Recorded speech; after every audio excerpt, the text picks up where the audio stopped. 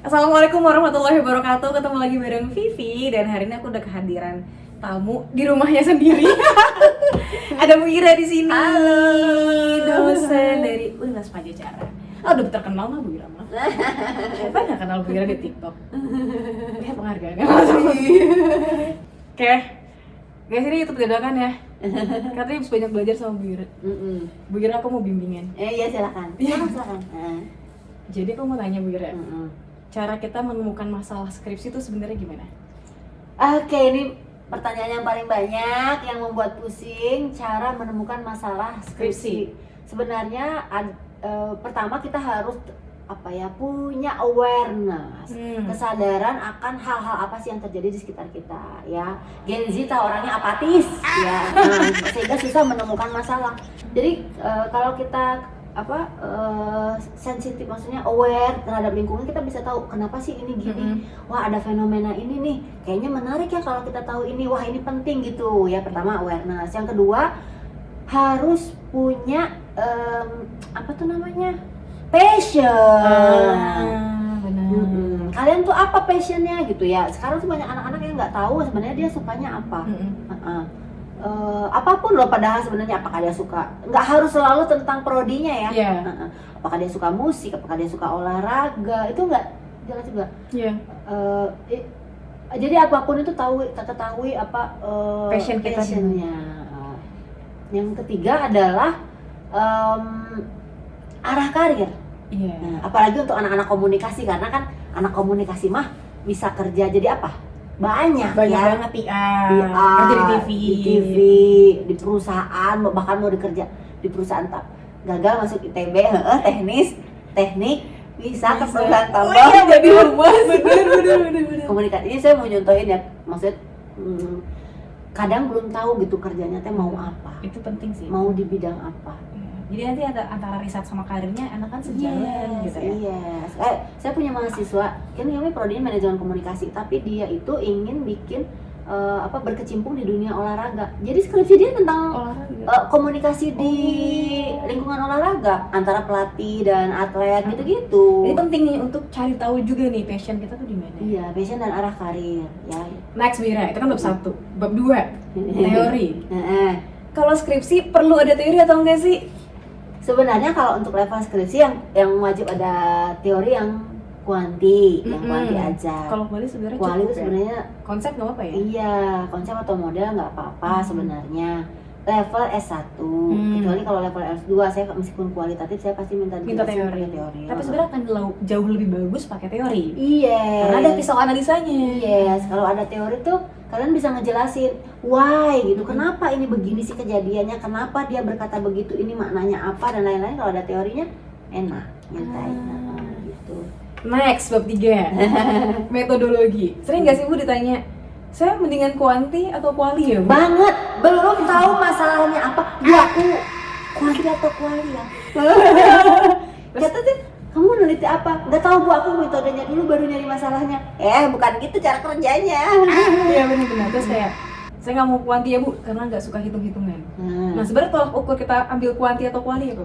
Ya bisa sebenarnya boleh sih berdasarkan preferensi ya. Jadi kalau teman-teman yang memang sangat ada orang-orang tertentu itu kalau untuk jurusan sosial ya, yang memang melihat angka tuh pusing gitu, boleh mencoba mencari arah riset yang kuali. Sebenarnya nggak apa-apa, tapi jangan sampai udah stres duluan mikir metodenya apa sementara belum tahu permasalahan. Tetap masalah dulu, baru nanti kita lihat masalah ini akan kita lihat dari kuanti atau kuali. Nah itu tadi berdasarkan preferensi kita juga boleh. Benar. Selain sebenarnya yang pertama adalah kita pengen tahu apa, baru kemudian metodenya apa kan. Tapi ya boleh tadi sama kayak milih pembimbing lah, harusnya kan berdasarkan kepakaran ya. Benar. Tapi ya kalau milihnya saya kayaknya senengnya sama bapak itu, ya boleh-boleh aja. Aku sama ibu itu kayaknya enak gitu ya, boleh aja milih. Padahal harusnya sesuai dengan kepakaran ya. Iya, sama metode juga harusnya dari tujuan.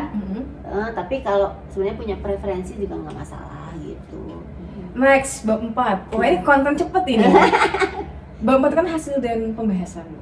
Sering sekali kan kita bingung nih, datanya udah tercecer, udah banyak, udah wawancara gitu. Cara kita mengolah itu supaya menjawab rumusan masalah itu gimana? Nah, kalau kuanti kan mudah ya. Sebenarnya karena sudah ada pakem lah ya. Kalau kuanti itu dari analisis data responden, analisis deskripsi data penelitian, baru analisis inferensialnya ya kan.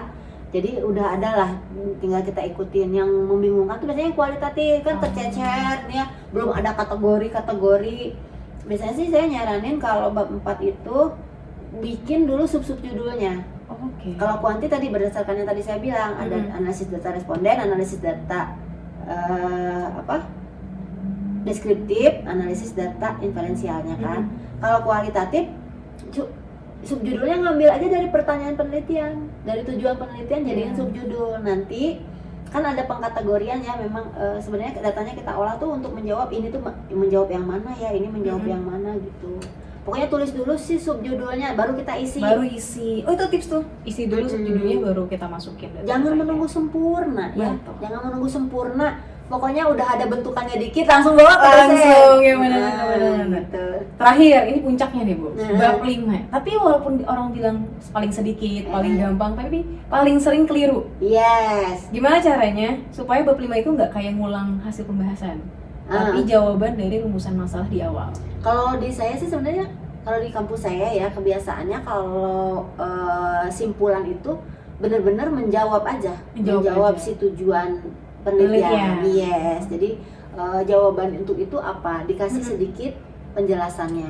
Karena sering sekali ini nggak bisa ngomongin di kesimpulan, itu kayak copy paste dari beberapa potongan di bab 4-nya. Nah, jadi sebenarnya tuh bikin kesimpulan awalnya harus gimana, Bu? Sebenarnya gitu aja sih ngejawab. Kalau di saya mah yang penting dia ngejawab. Yang penting jumlahnya sama. Kadang mahasiswa tuh suka beda. Kadang nggak dipakai nomor gitu ya. Kayak rumusannya 2, jawabannya 1 gitu. Atau jadi 5. 5 tuh dari mana sisanya gitu. Kan? Jadi itu terus sebenarnya juga kalau mirip itu kadang nggak terlalu dipermasalahkan. Kalau di prodi saya saking bagerna, ya. Nah saran juga kadang suka ada yang salah, saran kadang misalnya saran tuh nggak relevan dengan pertanyaan penelitian. Misalnya saya contohin ya, bagaimana pola komunikasi guru TK. Pola komunikasi guru TK. Nah dia menjawabkan pola komunikasi bentuk bahasa verbalnya, bahasa non verbalnya apa misalnya. Nah tapi dia ngasih saran dia sebaiknya guru TK diberi jatah makan karena mereka tidak punya waktu istirahat. Karena dia selama wawancara ngelihat bahwa guru-guru tuh benar-benar nggak ada waktu istirahat, karena anak TK ternyata waktu istirahat pun ibu gitu. Benar sih ya, tapi kan itu nggak relevan dengan penelitiannya dia gitu. Jadi saran itu haruslah dari kekurangan yang ada berkaitan dengan topik penelitiannya dia. Gitu. Jadi teman-teman, ini konten cepat skripsi dari bab 1 sampai bab 5. Jadi semangat buat yang lagi skripsian. Terima kasih banyak.